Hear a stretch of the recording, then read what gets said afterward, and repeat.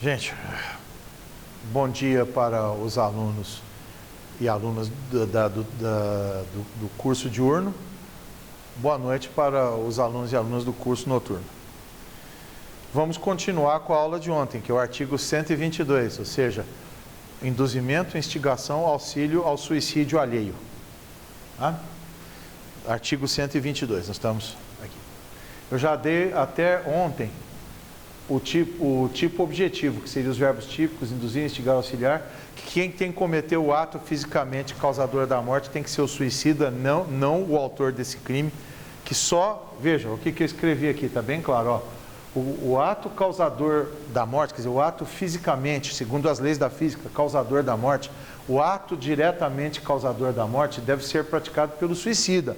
O agente desse crime só instiga, induz ou auxilia o suicida. Só isso, ele não pode fazer mais do que isso. É o que está aqui no tipo penal. Muito bem, agora vamos ao tipo subjetivo.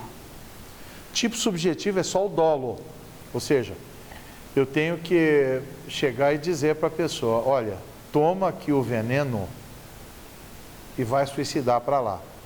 Toma aqui a navalha, vai cortar os seus pulsos lá na tua banheira, certo? Tem que ter dolo, vontade deliberada de matar essa pessoa.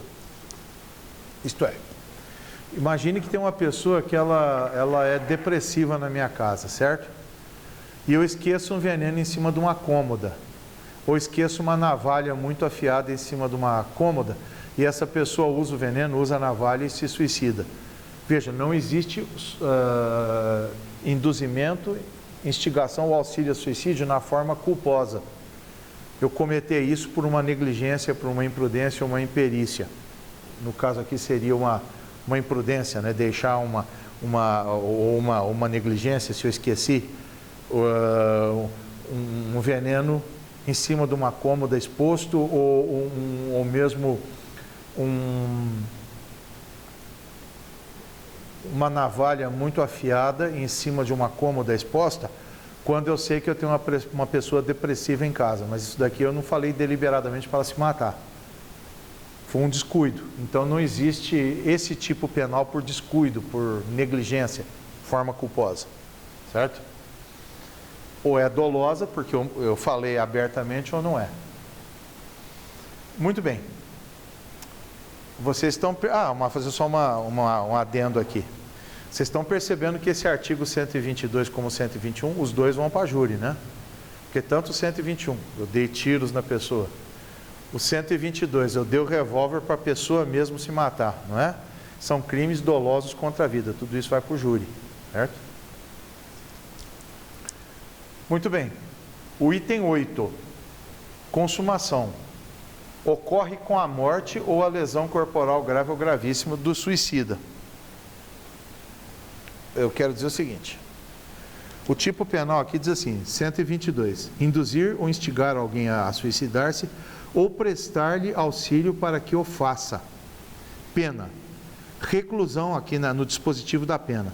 Pena, reclusão de 2 a 6 anos se o suicídio se consuma, quer dizer, que se a morte se consuma. Eu dou o revólver na mão da pessoa, vai se matar para lá. A pessoa dá o tiro na própria cabeça e morre. Então, se consumou o suicídio, não pela minha mão, pela mão dele, do suicida, né? Eu ganho uma pena de 2 a 6 anos de reclusão. Agora, ele tentou o suicídio, não morreu, mas tem que ficar no corpo dele pelo menos uma lesão grave ou gravíssima, para eu responder por essa pena menor aqui, de pena de 1 a 3 anos de reclusão, se da tentativa de suicídio resulta pelo menos uma lesão corporal de natureza grave. Então quer dizer o seguinte, toma aqui a navalha, vai se matar lá dentro do teu banheiro, na tua banheira, né? Ele corta os seus pulsos, e aí fica uma lesão grave, ou embora ele não morra, mas ele fica com uma lesão grave ou gravíssima no corpo dele, suicida potencial, aqui no caso, né? Aí eu respondo por essa pena menor, tá?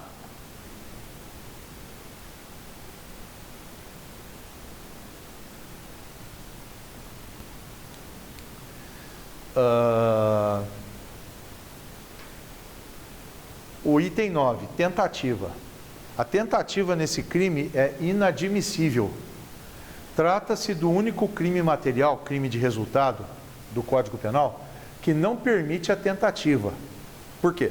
Se o ofendido sofre apenas uma lesão corporal leve, o fato é atípico. Eu quero explicar isso melhor. Nesse ponto aqui do dispositivo da pena que fala aqui, olha. Reclusão, o sujeito responde por uma pena de reclusão de 1 a 3 anos, se da tentativa de suicídio resulta pelo menos uma lesão corporal de natureza grave. Daí para cima, né? Grave, gravíssimo. Tudo bem. Então, imaginemos que eu dou uma navalha para a pessoa e falo assim, cometa suicídio, vai lá na sua banheira e se mate. Mas só que a pessoa corta o pulso, mas só dá uma lesão leve. Entenderam que o fato é atípico, né? Não vou responder por nada, porque aqui o dispositivo da pena fechou no seguinte, ó. Se houver morte do suicida, a pena é maior de 2 a 6 anos, mas se consumou a morte. Se não houver morte, tem que haver pelo menos uma lesão corporal grave ou gravíssima, consumada. Uma lesão grave consumada ou gravíssima consumada. Aí eu respondo pela pena menor. Ah, mas se for só uma lesão leve, aqui não previu. Então não tem como eu tentar induzir, porque induzir eu já estou falando, quando eu abro a boca eu já induzi, né? Olha, você já pensou em se matar? Não, nunca pensei, não, é uma boa, você vai chegar do lado de lá, se você for muçulmano, você vai para o paraíso de Alá, você vai ter as uris que vão te esperar lá, né? Se você for budista, você vai para o Nirvana, e daí por diante, né? Então, no caso, eu já induzi a pessoa, não tem como tentar induzir. Ou eu fico quieto e não induzo, ou eu falo e já induzi. Ou eu fico quieto e não instigo, ou eu falo e induzi. Instiguei. Você já pensou em se matar? Já pensei em me matar. É uma boa mesmo, isso é uma coisa ótima, você vai ver, você vai vir do lado de lá como é que é bom o negócio. Então, quer dizer que eu abro, não tem como fazer tentativa disso daqui. Agora vamos às causas de aumento de pena, que é o parágrafo único. Vejam, aqui diz assim, no 122. Parágrafo único, a pena é duplicada, quer dizer, que entendam que a pena que é de 2 anos quando tem morte, vai para 4. A pena de 1, quando tem lesão grave, vai para 2 anos. Se o crime é praticado por motivo egoístico. O que é motivo egoístico? É aquilo que eu falei numa dessas aulas passadas, é o sobrinho sacana, que no exemplo que eu dei lá, ele mata o tio para ficar com a herança, aí é homicídio, é 121. Mas ele não mata, ele induz o tio a suicidar-se para ele ficar com a herança do tio. Então, ele vai responder por isso aqui, o 122, parágrafo único, inciso 1, motivo egoístico. Qual o motivo egoístico? Ficar com a herança do tio, ficar com o dinheiro, o vil metal do tio, certo? Muito bem.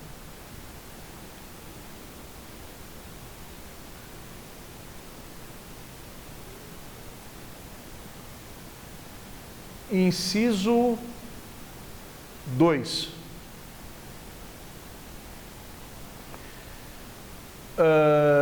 Vejam aqui. Diz assim, inciso 2. Se a vítima é menor ou tem diminuída por qualquer causa a capacidade de resistência. É aquilo que eu falei, tem que ter uma capacidade de resistência, ainda que diminuída. A pessoa precisa ter condições de falar que não.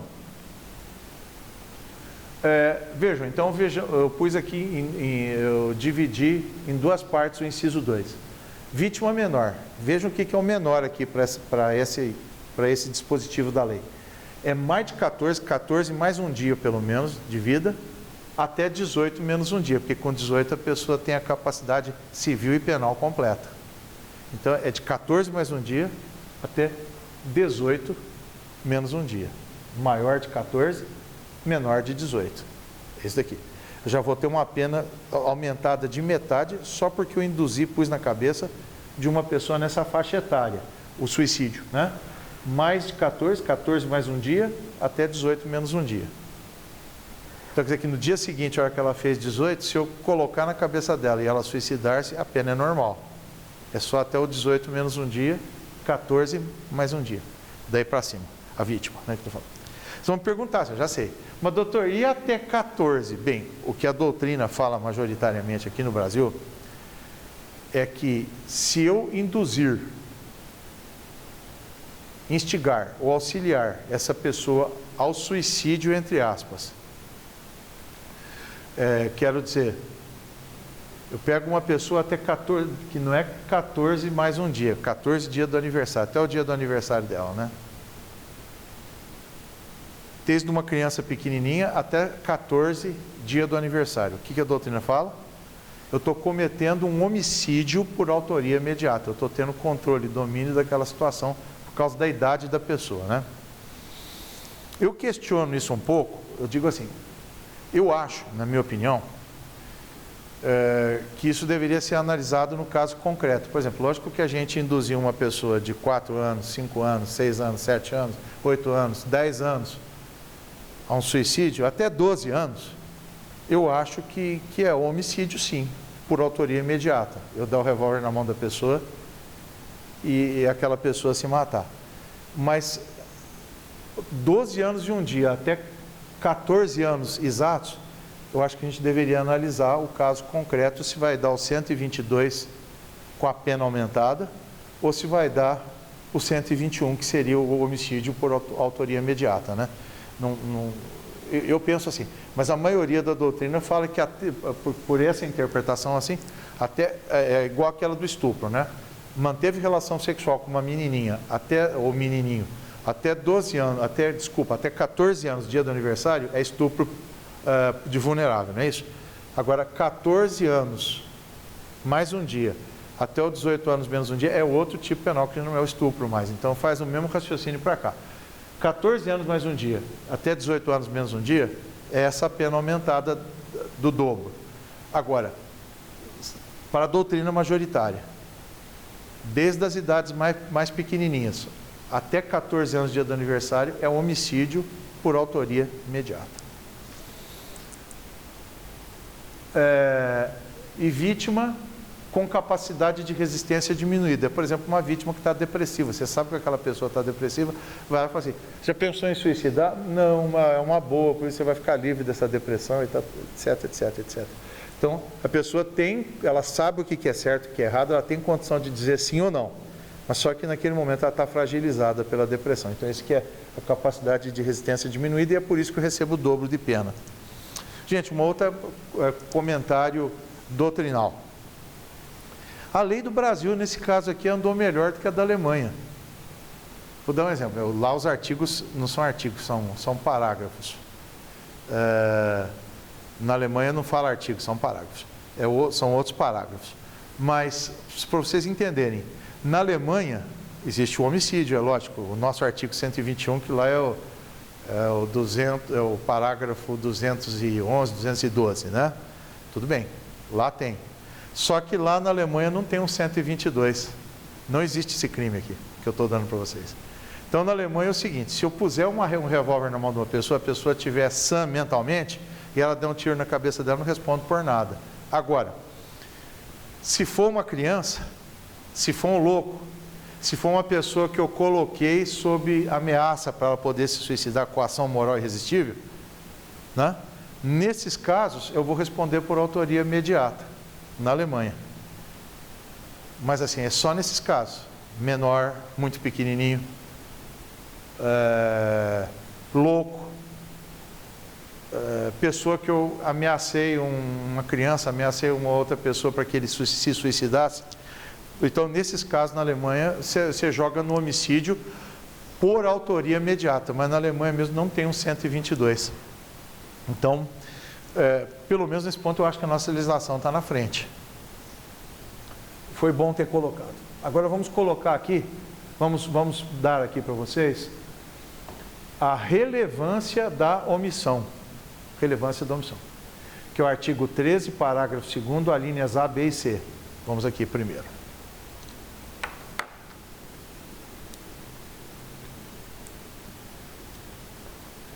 Artigo 13, parágrafo 2º. Relevância da omissão. Parágrafo 2º.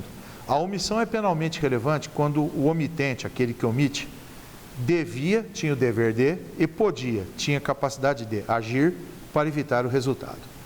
O dever de agir incumbe a quem? A. Tenha por lei a obrigação de cuidado, proteção ou vigilância. Vejam bem, em primeiro lugar, vamos fazer uma pergunta doutrinária. Pode-se cometer esse crime aqui de instigar, induzir ou auxiliar alguém ao suicídio por omissão? O falecido, há poucos dias, Dr. Damásio, evangelista de Jesus, fala que não, definitivamente não pode, porque não tem como fazer esses verbos aqui, ó, por omissão. O induzir ou o instigar. Mas voltando no magistério mais antigo, o professor, que foi o Papa do Direito Penal Brasileiro, Nelson Gria, diz que pode sim, pode haver o 122 praticado por omissão. De que jeito? Por aquelas pessoas que têm o dever ou legal ou contratual de impedir o resultado suicídio, aí no caso morte, do suicida potencial. Então vamos aqui. Estão pegando o magistério que eu concordo com o Nelson Gria. Pode sim praticar o 122 por omissão. Nessas hipóteses do 13, parágrafo 2º. A. 13, parágrafo 2º A. Tenha por lei a obrigação de cuidado, proteção ou vigilância. Então, é aquilo que o Matheus me perguntou no intervalo da outra aula. Chega o adolescente chato, assim, que está com 14 anos, vamos supor, com 15 anos, vamos dizer, né, 14 anos e uns dias, ele vai na beira do precipício, é porque eu vou me matar, a vida é uma desgraça, a vida é muito ruim, né? O pai e a mãe não podem cruzar o braço, pai e mãe, que tem dever legal de proteção dos filhos, né? Não pode cruzar os braços e falar, bom, então vamos esperar que ele pule, né? Vamos ver, vamos ficar livre dele. Não pode. O pai e a mãe tem que agarrar aquele menino, trancar dentro do quarto até ele acalmar. Não pode, não, isso não significa também assim, que se o menino já estiver caindo, você agarrar ele, voar pelo ar lá, agarrar o menino para você cair junto, não é isso que eu estou dizendo. Estou dizendo assim que, estando dentro da capacidade do pai e da mãe, eles são obrigados a pegar aquele menino pelo braço, aquela menina chata que quer suicidar, e pôr dentro do quarto até passar à vontade, entenderam? O pai e a mãe não podem assistir o pulo de braço cruzado. Mas aí o Matheus me perguntou, eu entro numa sala, uma pessoa deu umas facadas no peito, mas ela deu no próprio peito, portanto é uma tentativa de suicídio. E ela está lá caída no meio da sala. Eu entro, eu já não gostava muito daquela pessoa, falar, não vou dar socorro não, né? Ou seja, não vou chamar a ambulância, não vou chamar o resgate, etc. E nem vou também levar no meu carro, né? Bom, o Matheus, que não tem a obrigação legal igual o pai e a mãe, o tutor, o curador que tem a obrigação legal, o Matheus vai responder só por aquele crime do 135, que é a omissão de socorro. O Matheus vai responder por omissão de socorro, ele omitiu o socorro, só isso que ele fez. Ele não responde por esse crime aqui. Certo? Porque, veja, aqui está falando assim, quem tem por lei a obrigação de cuidado, proteção e vigilância, esse é o pai, a mãe, o tutor, o curador, quer dizer, o tutor daquele menino de 15 anos, chato toda a vida, que fala assim, eu vou pular aqui no buraco. O tutor ou a tutora tem que pegar aquele menino, arrastar para dentro e guardar ele dentro de um quarto até que passe à vontade. O débil mental lá, tem um curador ou curadora, né? Eu vou pular no buraco. Ele não pode ficar de braços cruzados vendo, ele tem que pegar esse curatelado dele e levar para dentro e trancar ele, não deixar ele sair naquele momento até passar à vontade. Certo? Aí, senão ele vai responder pelo 122 por omissão, combinado aqui com o artigo 13, parágrafo 2º. B. De outra forma, assumiu a responsabilidade de impedir o resultado. É o caso do enfermeiro ou enfermeira. O pai e a mãe têm a obrigação legal. A babá, que é contratada para cuidar da criança, certo? Ela tem não a obrigação legal, mas a obrigação contratual de cuidar daquela criança. O enfermeiro tem a obrigação contratual de cuidar do débil mental, do velhinho, muito velho, a velhinha, não muito velha. Então vamos supor que a criança pega e fala assim, vou pular aqui. Imaginemos, não pode ser quando eu falo criança, não estou dizendo abaixo de 14, estou dizendo assim, acima de 14. Está tomando conta de uma criança aí, de um adolescente de 14 anos mais uns dias, né? Ah, eu vou pular. Ela vai ter que impedir, porque senão ela tem o dever contratual de evitar esse resultado, assim como o enfermeiro evitar o resultado quanto uma pessoa que tem problema de mental ou tenha também o dever contratual de tomar conta, né? Outra coisa, o salva-vidas, né? O salva-vidas, ele fez um contrato com o clube dele, ou ele é funcionário público, ele trabalha na praia, ou ele é contratado mesmo por um clube, né? Imagine que o gaiato lá no meio, na parte mais funda da piscina, ele fala assim, eu vou largar os braços e as pernas, eu vou, como se assim, vou parar de bater os braços e as pernas e vou afundar, vou suicidar, né? O salva-vidas, ele não pode cruzar os braços e ver essa cena, ele vai ter que pular e salvar a pessoa. Por quê? Porque ele tem o dever contratual, salvar vidas, não de ficar parado vendo.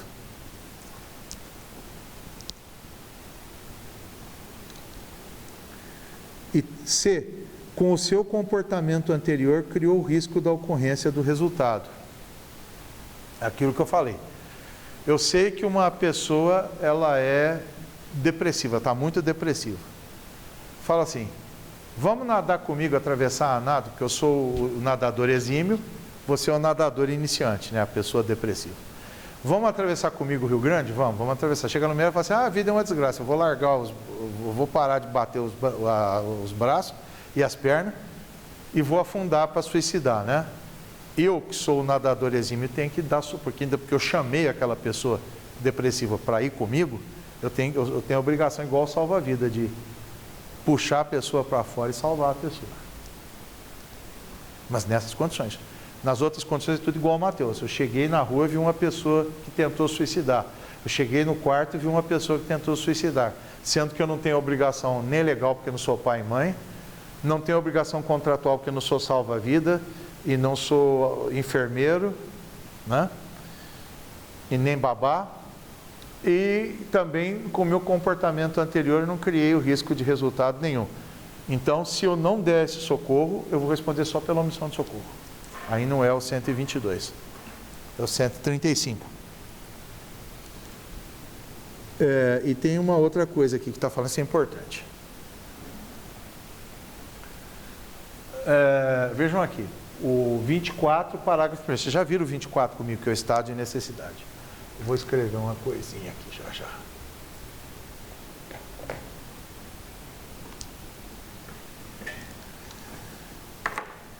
24, parágrafo 1 é o seguinte: não pode alegar estado de necessidade quem tinha o dever legal de enfrentar o perigo. Quer dizer que normalmente todos nós, né?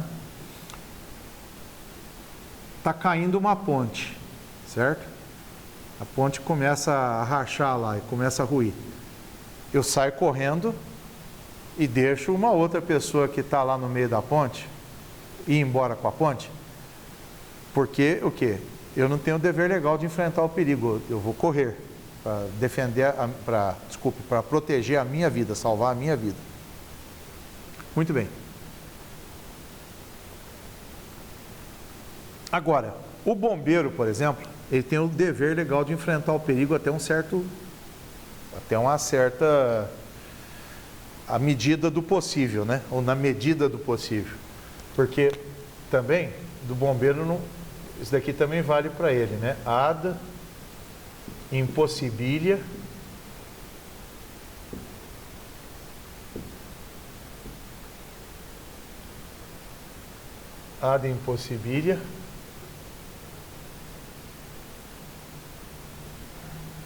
nemo tenetur.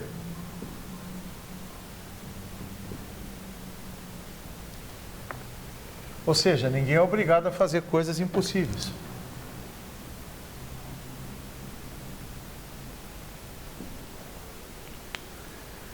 Isso vale lá para aquele pai, para aquela mãe, para a babá, né? Porque a hora que já está caindo e a pessoa não viu, eu não sou obrigado como um super-homem voar e pegar a pessoa no ar. Eu não tenho condições disso, então o bombeiro também não tem. É isso que eu quero explicar para vocês. Mas, em geral, genericamente, o bombeiro tem o dever de enfrentar o perigo. Então, o que acontece? Começa a pegar fogo numa casa, mas só que assim, está pegando fogo numa parte. Tem outros lugares pelos quais eu possa passar e salvar a pessoa. Eu, bombeiro, não posso alegar medo do fogo, porque eu sou contratado justamente para lutar contra o fogo. Eu tenho que enfrentar o perigo. Então, quer dizer, que mesmo que está um pouquinho de fogo, mas desde que dê passagem para mim, eu tenho que enfrentar o fogo e tenho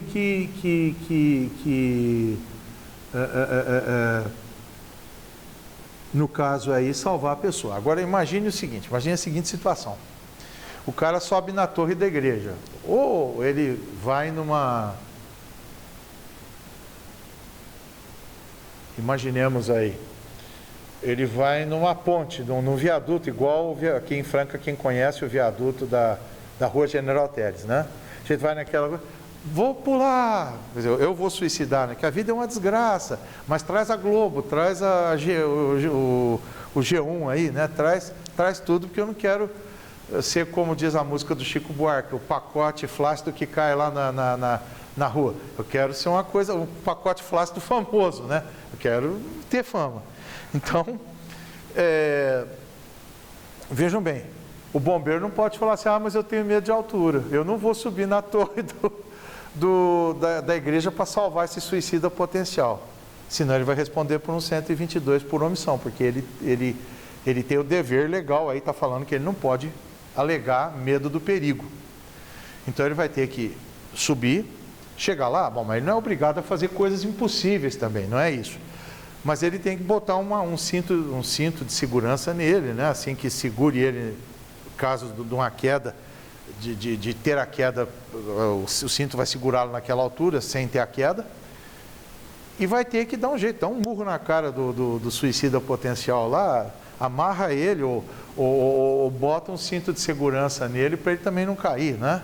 E vamos salvá-lo. O bombeiro não pode alegar medo da altura. Ele tem que fazer o que é possível dentro daquela situação possível.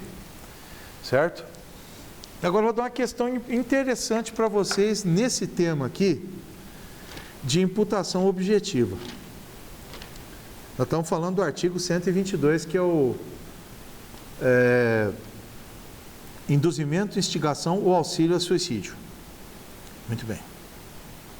Até aí, beleza. Eu estou falando do 146 agora. O 146 é constranger alguém, mediante violência ou grave ameaça, ou usando qualquer outro meio, a fazer o que a lei, a não fazer o que a lei permite, ou obrigar a pessoa a fazer o que a lei não manda, né? Fazer um ato que a pessoa não deseja. Pergunta. O policial, que também tem o dever de enfrentar o perigo, ele chega numa ponte, só que ele chega na ponte, imagine ali naquele viaduto da General Teles, bem no comecinho ali, naquela baixadinha onde começa o viaduto, né? Chega ali, o policial ainda está ali. O cara está lá no meio, não dá tempo de chegar. E ele já pôs a mão no corrimão dizendo, já vou pular, traz a imprensa, eu vou pular, traz o G1, vou pular, traz o Globo Repórter, vou pular. O policial fala, nossa, mas não tem tempo. Eu pôr uma algema no cara e prender ele no corrimão, né? Para ele não pular. Ou se pular, ficar pendurado. E não vai cair. Mas não dá tempo de chegar. Então, o policial está autorizado, mesmo nesses tempos que vocês estão vendo certas violências policiais, a pegar um revólver dele e pam, na perna do suicida potencial, para ele cair do lado de cá, vocês entendem? Não do lado de lá, óbvio, né?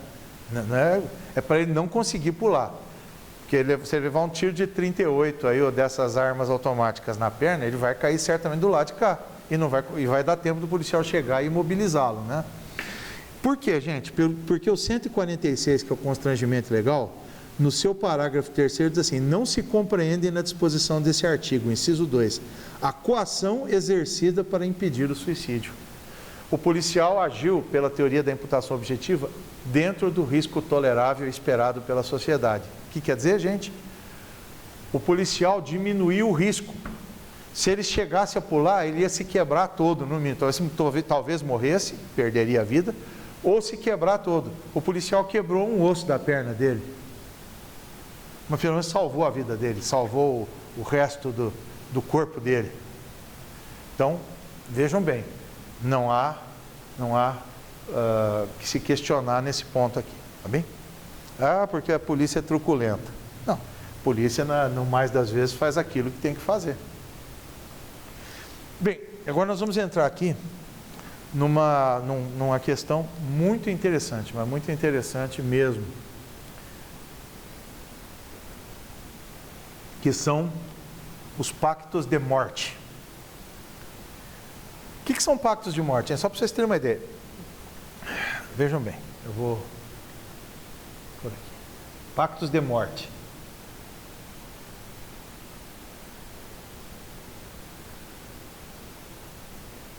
O que seriam esses pactos de morte?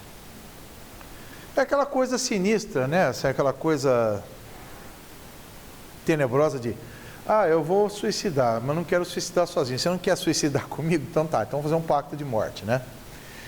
Nós dois vamos tomar veneno juntos, igual Romeu e Julieta.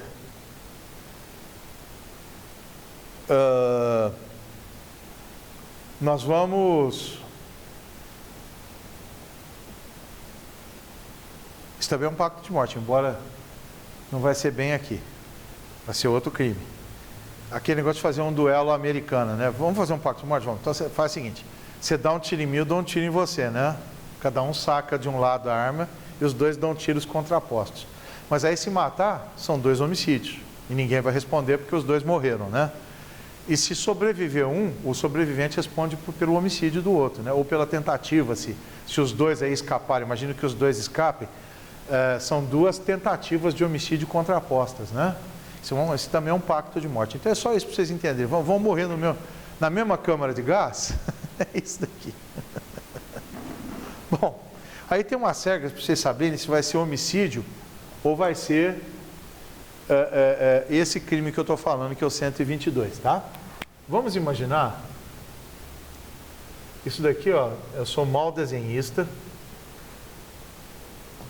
mas imaginemos que isso daqui é uma câmara de gás, tá?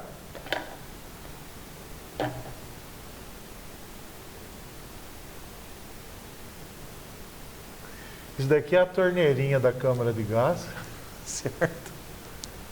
Aqui é a torneira.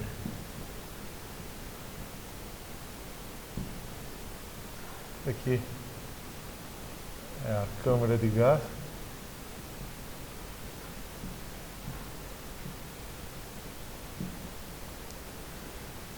E aí o A e o B faz um pacto de morrerem juntos aqui dentro dessa câmara de gás. Então o A e o B juntos. Muito bem. Então vamos morrer? Vamos morrer tudo numa situação só, vamos. Então vamos entrar na câmara de gás, né? E a gente então vai morrer junto. Então esse aqui é um pacto de morte. Não sei se vocês entenderam que só esse fato de eu estar pactuando a morte com outro, vamos nos matar juntos, vamos morrer no mesmo momento, no mesmo lugar, eu já estou contratando um 122, porque eu estou induzindo a outra pessoa está me induzindo a fazer aquilo, ou instigando, né? Se a ideia já tinha ideia na cabeça de ambos. Eu estou induzindo ou instigando o outro, e o outro está me induzindo ou instigando. O A está induzindo o B e o B está induzindo o A. Muito bem. Então nós temos que... vai acontecer só 2 hipóteses, igual aquela que eu falei para vocês do duelo americano. Ou os 2 vão sobreviver e vai sobrar crime para os 2. Ou um só vai sobreviver. Certo? Porque se os 2 morrerem, extinguiu a punibilidade pela morte dos 2 agentes e não tem ninguém para responder. No Estado Democrático de Direito é assim, acho que o Dr. Gasparotto deu para vocês no ano passado, que no artigo 107, inciso 1, diz assim: extingue-se a punibilidade, 2 pontos. Inciso 1, pela morte do agente. Ninguém no Brasil, ou mesmo em qualquer país civilizado, Estados Unidos, Inglaterra, Alemanha, enfim, os países do Ocidente, ninguém é processado post-mortem. Ou seja, vamos investigar a culpa de quem foi, vamos processar a pessoa depois de morta, para depois lançar o nome dela no rol dos culpados. Não. A pessoa morreu, acaba a pena, acaba o processo, acaba aquela sentença que condenou, acaba a denúncia do promotor e a pessoa vai repousar em paz na sua sepultura. E se for que os dois que morreram, os dois extinguiu a punibilidade para os dois mortos aí, né? Bem, mas são duas hipóteses, vejam. Quando há apenas um sobrevivente, entendeu? O A contratou com o B, o A morreu, o B sobreviveu, um exemplo, né? Então só tem um sobrevivente. Se o sobrevivente foi o que praticou a ação ou omissão causadora da morte do outro, responderá por homicídio. Exemplo aqui, ó. O A põe a mãozinha dele aqui na torneirinha e abre, vocês entenderam? O A praticou a morte de soltar o gás, ou seja, o gás mortífero, né? Ele praticou a ação física causadora da morte do outro, no exemplo. Então, vejamos aqui. Se o sobrevivente foi o que praticou a ação ou omissão fisicamente causadora da morte do outro, responderá por homicídio. Então, imagine aqui, ó, esse daqui sobrevive. Esse daqui morre, o B, certo? Então, quem que abriu a torneirinha do gás mortífero? O A. Quem que sobreviveu? O A. Ele vai responder por quê? Por homicídio do B. O B morreu. Ó. A sobreviveu. B morreu. Então, ele vai responder pelo homicídio, não é pelo 122, é pelo 121. Homicídio do B. Certo? Muito bem, agora vamos imaginar o contrário.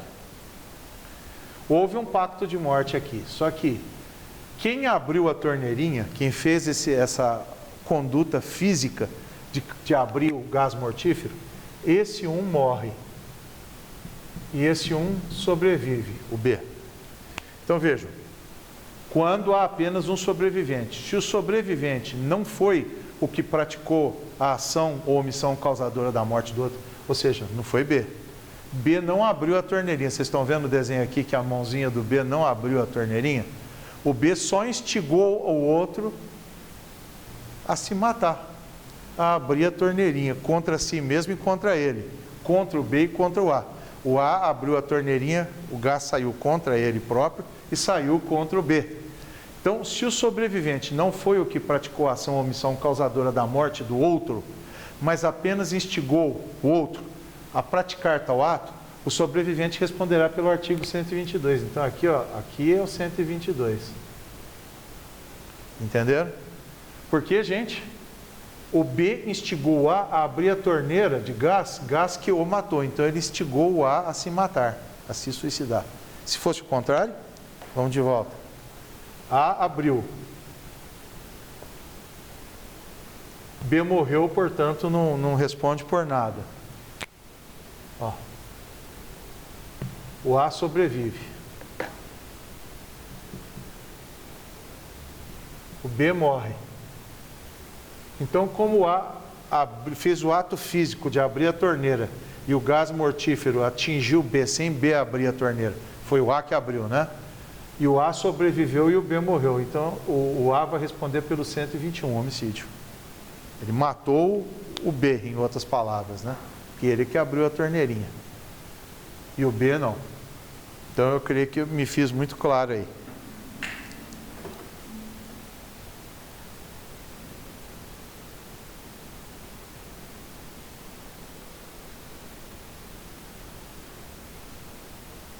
Agora, vejam aqui. Quando os dois, A e B, sobrevivem. Esse aqui é que nós vamos ter que pensar um pouquinho. Aquele que praticou a ação ou omissão causadora de lesões corporais ou perigo de morte em relação ao outro, responde por tentativa de homicídio. Exemplo.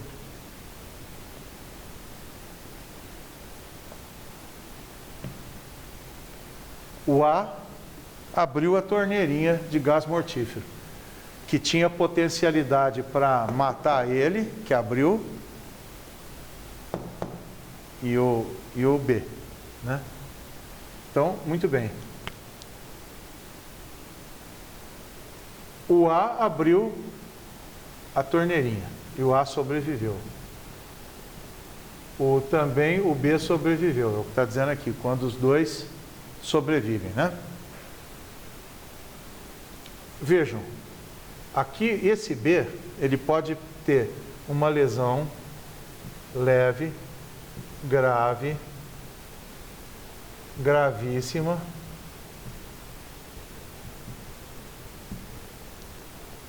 ou pode até só ter perigo de vida.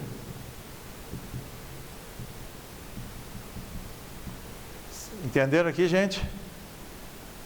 Esse daqui responde, eu digo A, responde em relação ao B, por tentativa de homicídio.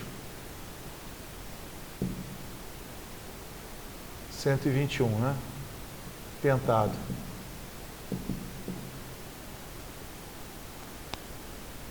O A abriu o gás mortífero, que causou no B uma lesão leve, uma lesão grave, uma lesão gravíssima, ou só o perigo de vida. Nem chegou a causar uma lesão, chegou a causar perigo de vida. E ficou intoxicado, assim, por falta de respiração, por falta de ar, né? Então, é uma tentativa de homicídio em relação ao A. Agora, e aquele que não praticou a ação ou omissão causadora das lesões corporais, mas apenas instigou o outro, que seria o A, responderá pelo 122, mas tem um porém, desde que no outro as lesões sejam no mínimo graves. Vou explicar isso melhor.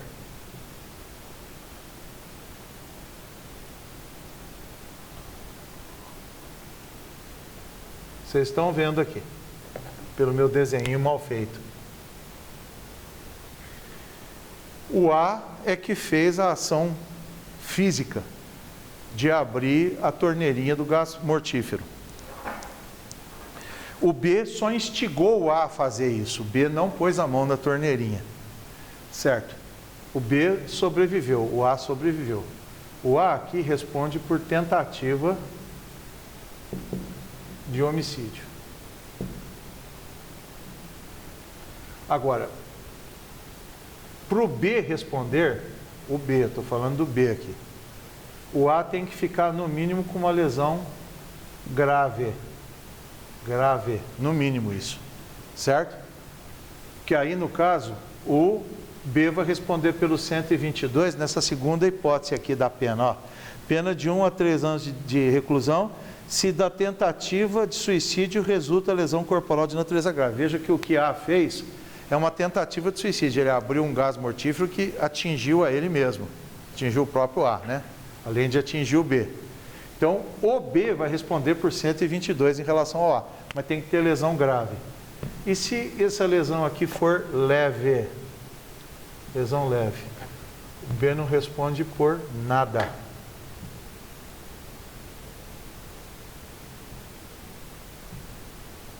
Se a lesão for leve. Tem que ser de lesão grave para cima, para ele responder pelo 122, quando os dois sobrevivem. Agora, esse vai sempre responder pela tentativa de homicídio, com lesão leve, grave ou gravíssima, ou até perigo de vida, e esse vai responder por homicídio se o outro morrer. Então, acho que ficou muito claro, eu não tenho jeito assim. Fora de uma câmara de gás, que é o exemplo mais fácil de dar todas essas série de exemplos que eu dei, eu não tenho uma maneira de fazer isso mais claro para vocês. Então, fica aqui isso registrado e acabou então aquele ponto de 122. Já vencemos um outro artigo, 122, hoje. Na aula que vem a gente já entra no 123. Bom dia final para um bom final de dia para restante de dia para os que estudam no turno diurno e boa noite final para todos aqueles que estudam no noturno.